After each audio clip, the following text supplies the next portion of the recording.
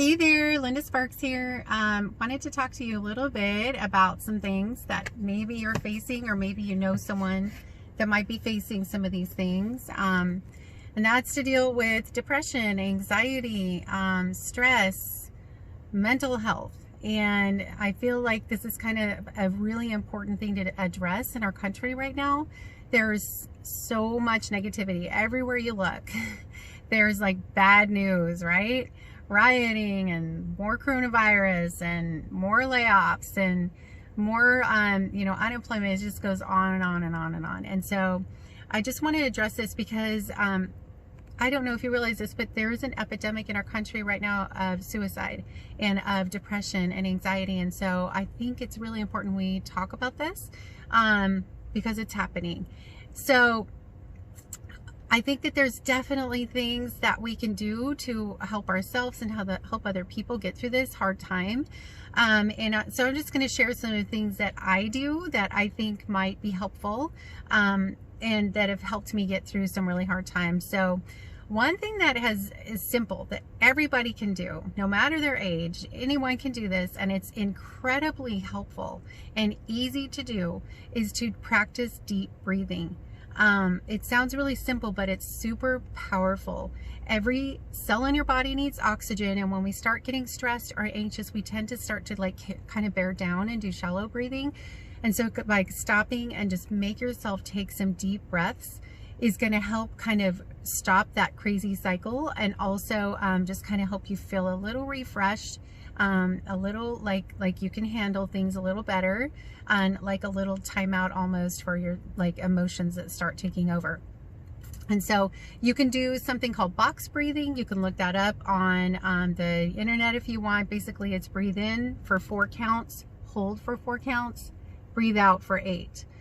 The idea is to get the oxygen in and just kind of slow things down. So actually guys in the military are taught this to practice this in stressful situations. So that's definitely something everybody can do. It doesn't cost any money, and you can start doing that right now. The other thing is to practice gratitude. And I know it's like when things look horrible, that's all you can see. It's like just everything's so bad. But when you stop and realize everything you do have, it kind of changes your perspective and kind of helps you reset almost, and like, you know what, life isn't that bad, and I do have a lot to be thankful for, and there's a lot that I have going for me. And so practice gratitude, especially when you wake up in the morning, because you're kind of setting your day. In the first 15 minutes you set your day, and so practice gratitude when you wake up. Hey, I slept, I had a bed, or I had a pillow, or my family's still here, whatever it is. Just look for things you can be grateful for, and then that will definitely help a lot. Because your thoughts are so powerful. What you think about is so crucial. People have cured themselves of cancer by their thoughts. Like, we don't realize how powerful our thoughts are.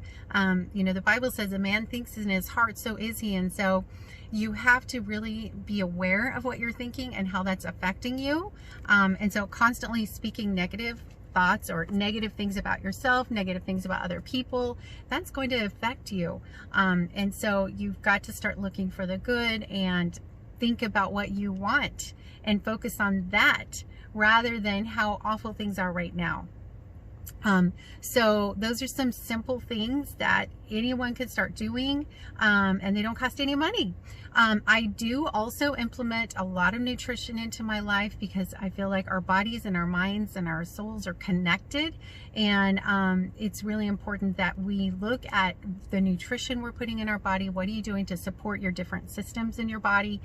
For instance, your gut produces serotonin, and your brain needs serotonin. And so just looking at your gut and saying, what am I doing to heal my gut or to get good probiotics in my system? What am I doing to support my brain with the nutrients that my brain needs? So I take a few different things that help my brain.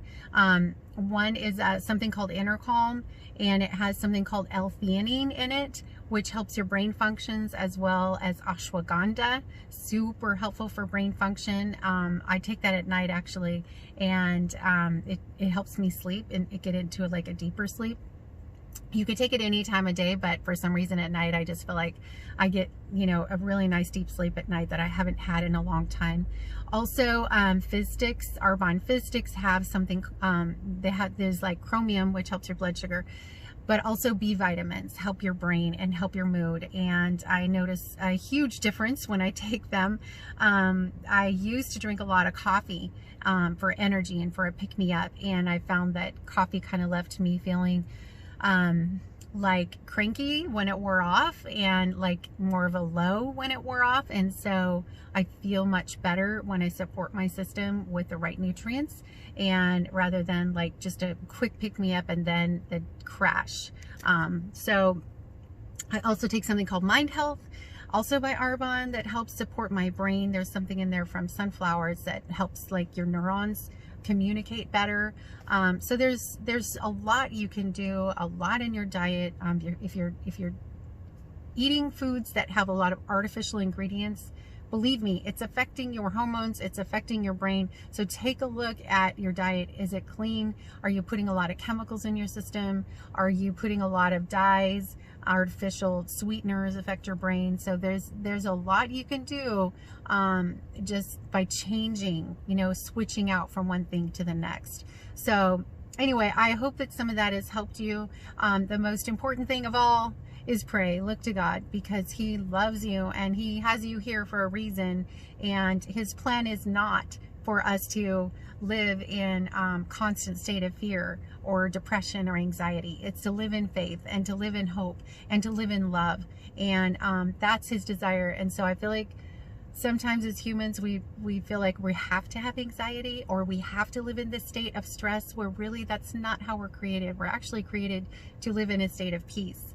And so take a look at that. If you needed, you know, some guidance, reach out to me. You know, I'd love to talk with you about that. But, you know, pray, look to God, be hopeful, have faith, and that is going to be more powerful in the long run than fear, anxiety, and hatred. So I hope that helps you guys. I hope you have an awesome day. Take care of yourself, take care of the people around you, and thanks for watching.